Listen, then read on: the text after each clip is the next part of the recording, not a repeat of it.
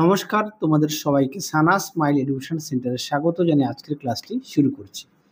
আজকে তোমাদের সঙ্গে আলোচনা করব তোমরা যারা অষ্টম শ্রেণী তৃতীয় পর্যায়ক্রমিক মূল্যায়ন পরীক্ষা দেবে তোমাদের জন্য রায় ও মার্টিন প্রশ্ন বিচিত্র থেকে আজকে সমাধান করব অষ্টম শ্রেণীর ভূগোল বিষয়ে মডেল নাম্বার 4 অর্থাৎ 4 নম্বর স্কুলের যে সমস্ত ছোট ও বড় প্রশ্নগুলি আছে তার সমস্ত প্রশ্নের উত্তরের সমাধান করে দেখাবো। চলো দেরি না করে মূল বিষয়ে যাওয়া যাক।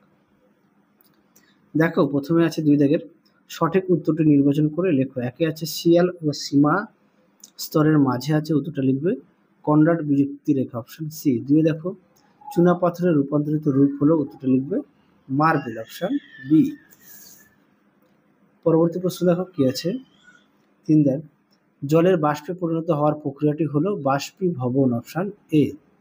4 দেখো একটি বৃষ্টিচ্ছায়া অঞ্চলের উদাহরণ হলো, উত্তরটা লিখবে শিলং, অপশন সি। 5 দেখো মেরু ভালুক দেখা যায়, উত্তরটা লিখবে তুন্দ্রা জলবায়ু অঞ্চলে, অপশন সি। 6 দেখো শীতকালীন বৃষ্টিপাত হয়, উত্তরটা লিখবে ভূমধ্যসাগরীয় জলবায়ু অঞ্চলে, অপশন বি।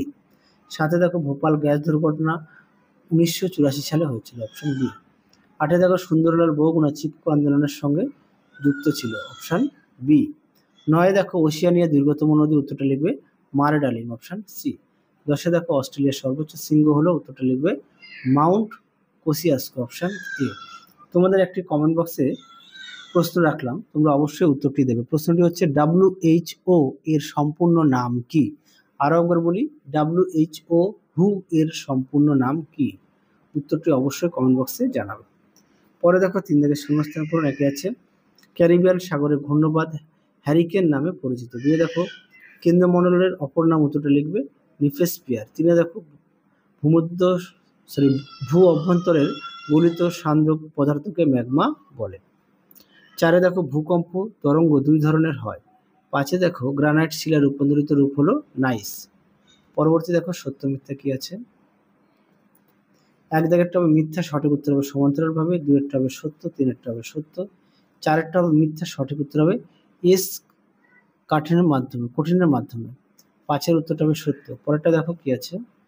1 দাগ প্রশ্ন উত্তরটা দেখে নাও, 2 এর প্রশ্ন উত্তরটা দেখে নাও বেলে পাথর। 3 এর কি আছে আয়ন বায়ুর অপর নাম কি? উত্তরটা লিখবে বাণিজ্য বায়ু।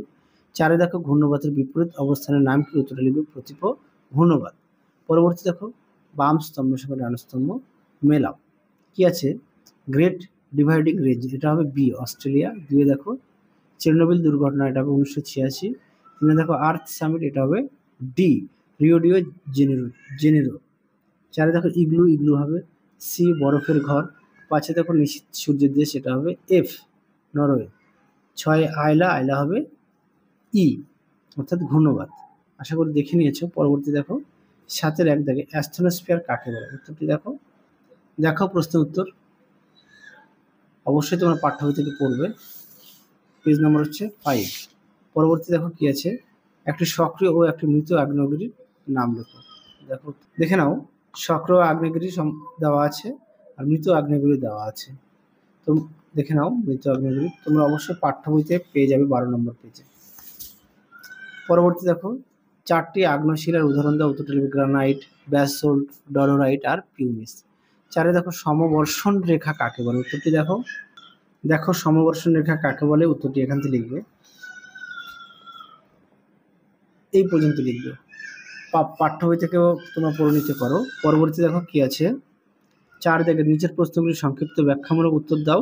প্রশ্ন মান 3। একে আছে স্থানীয় বায়ু কাকে বলে? 4টি স্থানীয় বায়ুর উদাহরণ দাও। উত্তরটি দেখো তোমরা পাঠ্য বইতে পেয়ে যাবে, পেজ নম্বর হচ্ছে 40। দেখো স্থানীয় বায়ু চিনুক, সিরক্কো, বোরো, লু। পরবর্তী দেখো কি আছে 2 ভূমধ্যসাগরে জলবায়ুর প্রভাব দেখা যায় এমন 6টি দেশের নাম। পাঠ্য বইতে দেখো এর মধ্যে থেকে উত্তরটা পেয়ে যাবে। ইউরোপের France, Italy, Spain, Greece, Portugal, Albania, পূর্বতন যুগোস্লোভিয়া, এই 16টি দেশে ভূমধ্যসাগরে জলবায়ুর সর্বাধিক প্রভাব দেখা যায়। দেখে নাও, পেজ নম্বর হচ্ছে 58 পাঠ্য বই। পরবর্তী দেখো চিপকো আন্দোলনের ধারণা দাও, এটাও তোমাদের পাঠ্য বইতে আছে, আগের ভিডিওতে দেখিয়েছি, তাও দেখিয়ে দিই। দেখো পেজ নম্বর হচ্ছে 71। পরবর্তী দেখো ওশিয়ানিয়ার প্রধান 6টি শহরের নাম লেখো, এটাও তোমরা পাঠ্য বইতে পেয়ে যাবে। দেখো 6টি শহরের নাম। পেজ নাম্বারটা দেখো 109 পাঠ্য বইতে। পরবর্তী দেখো 9 দাগের প্রশ্ন কি আছে। তোমাদের আগের ভিডিওতে সাজেশন দেওয়া আছে, তোমরা যারা এখনো দেখোনি আমাদের প্লে লিস্টে গেলে সাজেশন পেয়ে যাবে। পরবর্তী দেখো নিরক্ষীয় জলবায়ু অঞ্চলের জলবায়ুর বৈশিষ্ট্যগুলি উল্লেখ করো। দেখো জলবায়ুর বৈশিষ্ট্য অবশ্যই পাঠ্য বই থেকে পড়বে, পেজ নম্বর 52। পরবর্তী দেখো পরিবেশ অবনমন কি। দেখো পরিবেশ অবনমন কি পাঠ্য বইতে দেওয়া আছে, পেজ নাম্বারটা 67। আশা করি দেখে নিয়েছো। পরবর্তী দেখো পরিবেশ অবনমন নিয়ন্ত্রণের উপায়গুলি উল্লেখ করো। দেখো পাঠ্য বই থেকে দেখায়, পেজ নম্বর 70। দেখো সুন্দর করে দেওয়া আছে, তোমরা পড়ে নিয়ে লিখবে। পেজ নম্বরটা দেখো 70। এই সেটের শেষ প্রশ্ন, ওশিয়ানিয়ার স্বাভাবিক উদ্ভিদ সম্পর্কে লেখো। দেখো প্রশ্ন উত্তর। স্বাভাবিক উদ্ভিদ দেখে নাও, পেজ নম্বর হচ্ছে 114-15।